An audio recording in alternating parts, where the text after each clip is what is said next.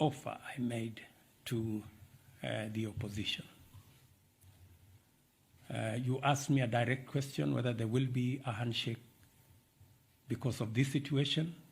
I want to tell you there will be no handshake. But there will be an engagement in Parliament on the issues that have been raised.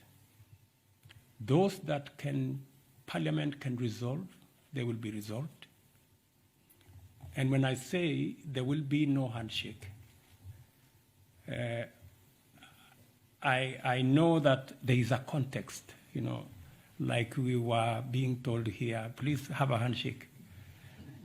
Unfortunately for us in Kenya, a handshake has a different connotation. And that is the one that I am talking about. The handshake that brings the opposition and government into some conundrum and a mongrel and an outfit that is undemocratic, unconstitutional, and illegal. We are a democracy. And in a democracy, it is underpinned by a system of checks and balances, where you have a government and an opposition. The history we have of the handshake is where there was a fusion of government and the opposition, and the results were very disastrous for Kenya. There wasn't any accountability. The whole system went rogue, and the people of Kenya do not want a situation where democracy is undermined.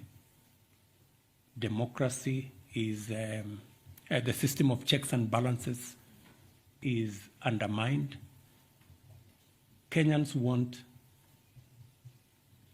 a democracy where the system of checks and balances works. I am a great believer myself in a system where there are robust checks and balances, because that's the only way you can hold a government or an executive to account. And holding an executive or a government to account works for everybody.